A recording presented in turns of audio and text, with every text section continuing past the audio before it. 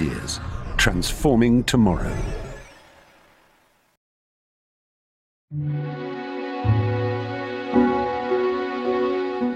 Every morning when I wake up, I don't know if I'm going to survive the day. I might get run over by a bus. I might have a heart attack. And part of me wants to be really cautious. But there's another part of me that actually would like to take risks.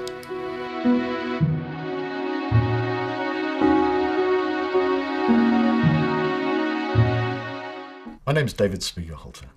I'm a professor of the public understanding of risk.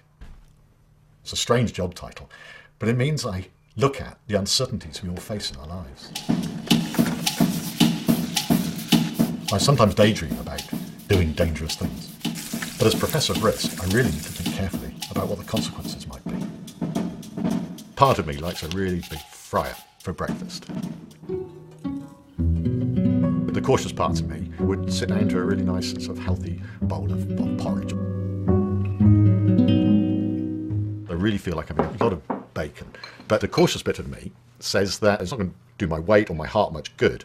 And also, I know from recent work that it's going to increase my risk of bowel cancer if I eat a bacon sandwich every day.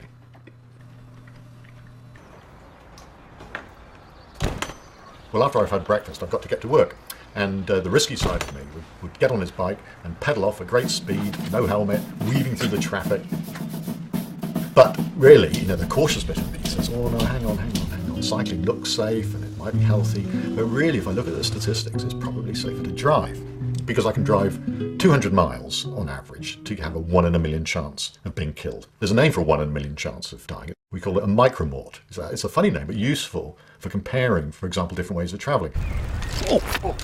Because on a bike, I only get 20 miles on a micromort. That's 1/10 the distance in a car. On average, you only get about 6 miles per micromort on a motorbike. Really high-risk way of travelling. But even if I went out and started taking drugs, if I took ecstasy, it's about 1 micromort for an ecstasy session. Well, the risky part of me would quite like to win a few million quid, so I could go and buy a lottery ticket.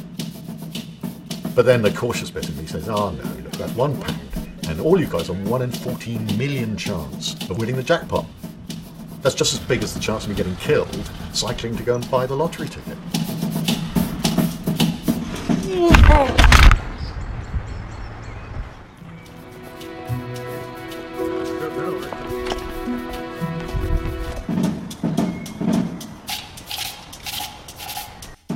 Well, there are risks associated with the workplace.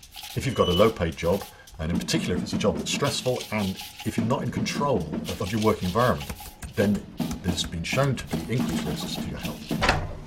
We do need that report very soon indeed, particularly heart disease. I've got a nice, well-paid professor's job in Cambridge, and I can control how I work, so I'm in a fairly low-risk situation. When I'm at work, I study survival, how long people are going to live, and I can see the statistics. And I know that for 55-year-old men like me, out of 100 of those, 9 are going to die before they're 65. And this, it's very worrying. When I start looking at these decisions that I have to take every day, I find that sometimes the cautious side wins and sometimes the risk-taking side wins. When I look carefully at the risks of eating a big bacon sandwich every day, then I can see that it's going to increase the chances of me getting bowel cancer. Out of 100 ways in which things might turn out in the future, in about 5 of them, I'm going to have bowel cancer. And that would go up to 6 if I were to eat a big bacon sandwich every day. I think that harm is not large enough to stop me eating bacon. I'm not going to give it up. Now, the cautious me would choose to drive to work. But in fact, the cycle for me is such a pleasure that I choose to cycle. I choose to take that extra risk.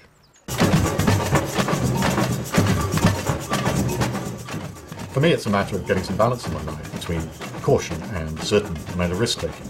So I like to have a drink, and I really like to try to have fun. One of the things I do is play in a samba band, a particular risk to my life in that I don't know what anyone's going to think of me doing it. Being English, of course, I'm more worried about being embarrassed than dying. I'm a professor of risk, and so it's my job to think about these things. And I've come to the conclusion that one of the biggest risks is being too cautious. I always think of myself as a professor of risk encouragement.